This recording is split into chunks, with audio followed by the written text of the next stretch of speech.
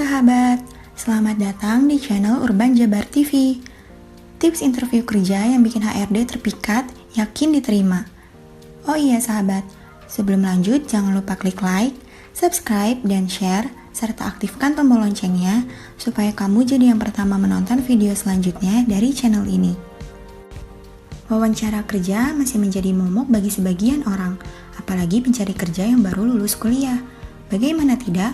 Selain dari CV, setiap cerita dan gerak-gerik yang ditampilkan olehmu bisa dinilai dalam hati oleh HRD. Bayanganmu akan tatapan dan pertanyaan tajam para HRD pun melebihi ngerinya keroyokan dosen penguji saat pendadaran. Mulai sekarang, jauhi momokmu itu. Ini dia 6 bocoran trik dan tips wawancara kerja yang membuat HRD terpikat. 1. HRD menyenangi interview yang punya persiapan. Setidaknya, kamu sudah tahu melamar pada perusahaan apa dan posisi yang dilamar. HRD sering menanyakan apa yang kamu ketahui dari perusahaan yang dilamar. Kadang-kadang, kamu juga akan ditanyai soal apa yang kamu tahu dan bayanganmu bekerja di posisi yang dilamar. Hal ini untuk menguji apakah kamu benar-benar melamar pekerjaan itu karena tahu kemampuanmu dan punya minat, bukan sekedar acak saja. Menurut Albert Mahendra, Human Research Officer dari jackmall.com, orang yang sudah melakukan persiapan mengenai pengetahuan perusahaan itu akan lebih terlihat menarik di mata HRD. Ia sudah tahu perusahaan yang dilamar itu perusahaan apa, sudah ada pengetahuan dan pengalaman mengenai apa yang dilakukan, katanya. 2. Jangan lupa komunikatif sama interviewermu. Mereka senang jika kamu tidak menjawab singkat dan seadanya saja. Ketika HRD bertanya, jangan memberi jawaban ya atau tidak saja. Jangan juga menjawab pendek. Sebenarnya, pertanyaan HRD adalah pertanyaan pancingan agar kamu mau menceritakan lebih banyak dari yang ada di CV. Maka dari itu, alangkah baik jika kamu menyampaikan hal-hal yang tidak tertulis di CV lamaran kerja. Saat bercerita soal organisasi, lanjutkan dengan apa yang kamu peroleh dan prestasimu di sana. Tapi, jangan terlalu banyak juga ya, agar HRD tidak bosan. 3. Antusias menanyakan hal-hal yang berhubungan dengan lowongan pekerjaan yang ada itu nggak tabu. Interviewermu akan melihat seberapa besar minatmu. Secara umum, hal ini akan menggambarkan lagi niat besarmu bergabung di perusahaan. Secara khususnya, kamu juga berminat pada lowongan yang kamu lamar. Kamu bisa bertanya apa saja sebenarnya tugasnya. Apakah ekspektasimu sudah sama dengan tugas yang sesungguhnya? Lalu bagaimana penilaian kinerja dan budaya kerja di sana? 4. Sebagian HRD masih percaya jika pelamar harus berlatar belakang yang senada.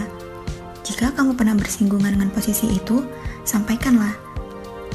Masih menurut Albert, beberapa HRD masih percaya bahwa talenta yang baik adalah orang yang melamar sesuai dengan pekerjaan yang ada. Ini karena banyak hal-hal teknis yang sulit dikuasai jika bukan memang mereka yang mempelajari ilmunya. Misalnya, posisi HRD dari jurusan psikologi atau hukum, programmer dari jurusan ilmu komputer atau teknik informatika, jika tidak, minimal orang-orang yang sudah lama bekerja di bidang tersebut. Sebutnya. 5. Usahakan kamu menulis kemampuan yang terukur di CV. Lalu jelaskan kemampuan tak terukurmu saat wawancara. Terkadang ada pelamar yang menulis di CV, punya skill kerjasama, leadership, komunikatif, dan argumentatif. Itu semua adalah skill yang tidak bisa diukur. Ada baiknya sewaktu wawancara, dijelaskan skill-skill tersebut. Terang Albert.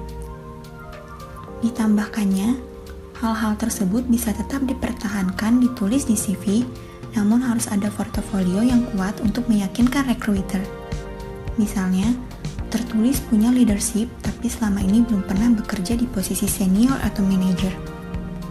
Untuk mengatasinya, Albert menyarankan menulis skill-skill yang bisa diukur, misalnya kemampuan bahasa Inggris yang terbukti dengan skor TOEFL atau mempraktikkan bahasa Inggris saat interview kerja.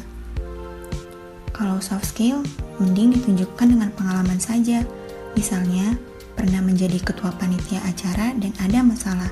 Peran saya begini, akhirnya selesai dan acara sukses. Jelasnya. 6. Setiap orang punya keunikan sendiri. Jika gagal, jangan merasa bodoh karena keunikanmu memang belum cocok saja dengan perusahaan itu. Dari segi psikologi, manusia itu unik.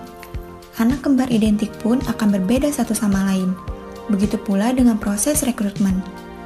Ketika kamu gagal, bukan berarti kamu itu jelek, bodoh, tidak berguna dibandingkan dengan yang diterima. Bukan berarti juga persiapanmu kurang kuat, akan tetapi keunikanmu tidak cocok dengan perusahaan yang ada. Tutup Albert. Atas dasar itulah, kamu tidak boleh berputus asa, tetaplah berusaha sampai bisa mendapat tempat yang cocok dengan keunikan yang kamu miliki. Gimana? Kamu sudah siap menjajal wawancara kerja lainnya setelah membaca tips wawancara kerja di atas? Yuk, semangat!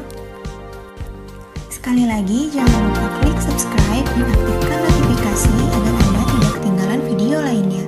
Dan sampai jumpa di video berikutnya.